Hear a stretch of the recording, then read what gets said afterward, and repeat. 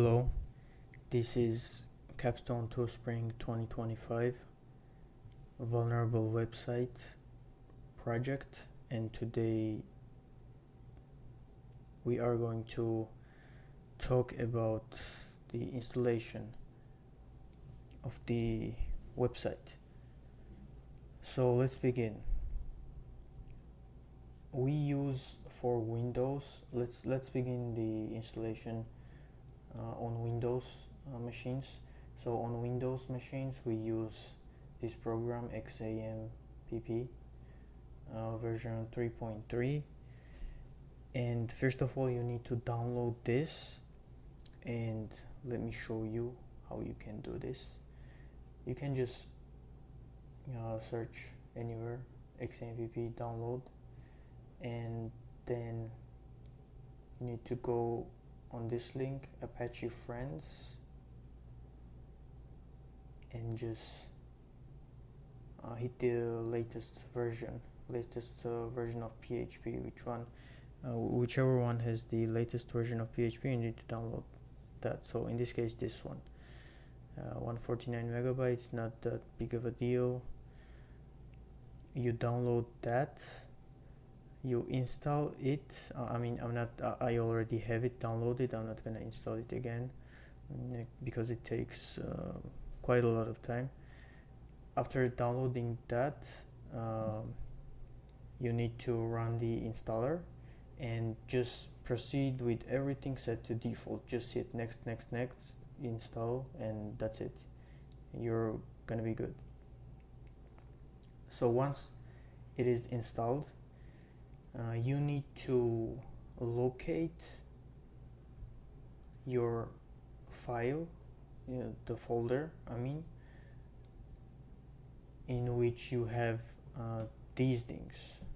Includes index page and readme.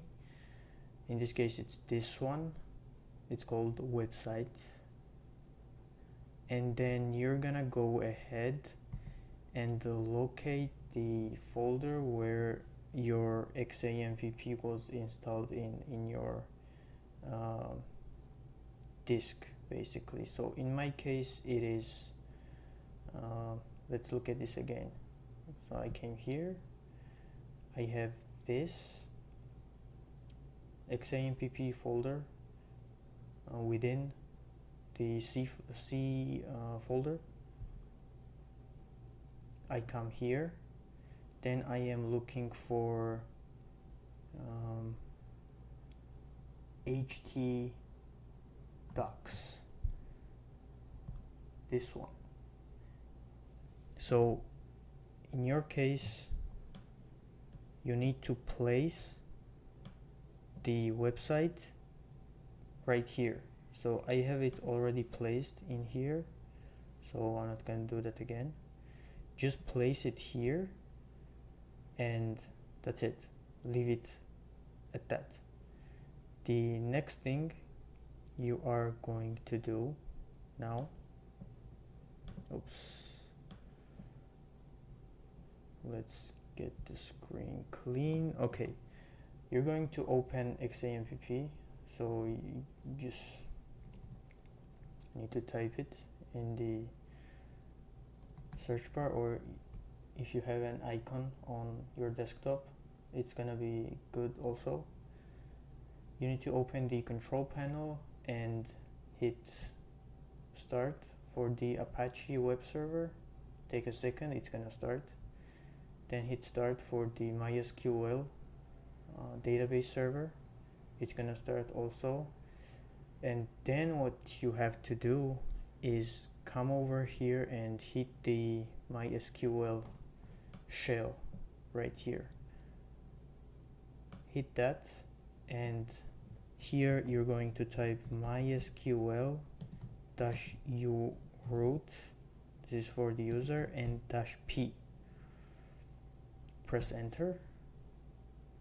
The default password for the MySQL database through XAMPP, installed through XAMPP, is nothing, so you just type nothing here and press enter. And you notice it came here in the database. So we got database prompt here, and the next thing you're gonna do is to type source space, and you need to go ahead and give it the path. Okay, why is this not loading? Let me.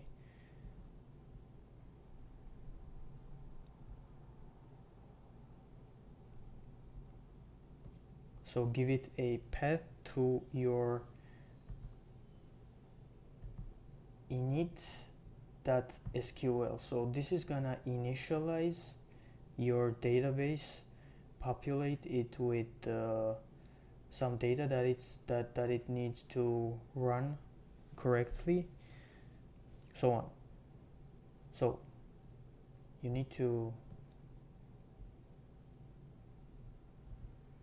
okay, just a second. Website includes, so you need this path. So just Control C, copy this path, come over here, you just paste it and give it semicolon at the end. But the thing to keep in mind is that you have to change every backslash with a / here, because the MySQL database prompt right here does not recognize backslashes as Windows does. So right here you need init.sql as previously said, and press enter, and it says bunch of messages, query okay, so everything went smoothly, everything's set up. So now you are good to go. You can close this window as well, close every windows, and you can just basically come here and just type localhost/website. You notice this website is what we placed in the HD docs, and when you load the website you don't need to specifically tell it to load index.php page, because the server automatically realizes that you are going to load index.php anyways, and it loads it for you. So right here you have it, it's all configured, working. We can register just to confirm that database is working. Same Tom, password 123, register. Oh, Tom is already in use. Okay, let's try Josh maybe. 123, register. Okay, so we are registered as Josh. So that's great. Go back to login. So this is your setup of the Windows part. And about the Linux, we also needed to mention Linux part, so let's begin the Linux part now. So for the Linux, by the way, if anything is unclear to you at any point of your installation or configuration, whatever that might be, every detail you need to know is in the README file, which is within your website folder. This is .md format, so in IDEs you can view it in this nicely readable format, and every little detail you need to know about every step we've just covered and we are going to cover is here.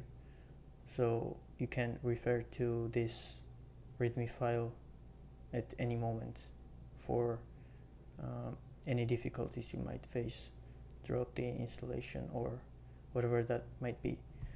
Okay, continuing, this is the Linux image, and as you can see it's 7.11 gigabytes, and even if I zip it I cannot upload it anywhere because it's still too large to upload anywhere on, like, to submit it at FIU assignments page, like with the final deliverable or that kind of stuff. So we're gonna talk about this in the shortcomings of the project as well, but the Linux version of the website is here. This is all set up, all configured. You don't need to download anything. You just set up this image in VirtualBox. This is VDI image, virtual disk image, and you can see like bunch of YouTube tutorials about how to set up this, and any YouTube tutorial is going to work for you. You just need to set up this VDI within VirtualBox and just get it up and running. Open your Mozilla browser, Firefox, type in localhost, and it's gonna take you to the homepage of the website, which I have here screenshotted for you. This is what it's going to look like when you run your Linux from that image. Unfortunately, I cannot run it right now because my system is too weak to handle recording and virtual machine at the same time. I've tried, but it fails. So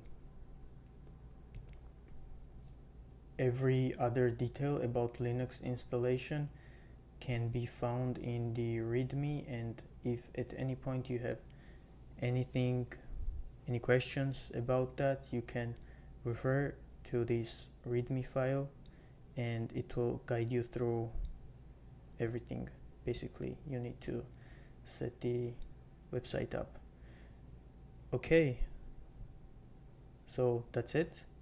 Once you're done using the website, you can just close this window. You can stop Apache, you can stop MySQL, and you can close the control panel, and that would be it. Once you want to open it up again, you can just open the control panel, hit start again, and you don't need to go over those steps, adding the folder and stuff. It's already there. You just need to come in here, go localhost, server is up, database is up, and everything's working. Okay, so that is it for the installation part. We'll see each other again in the upcoming parts. Bye bye.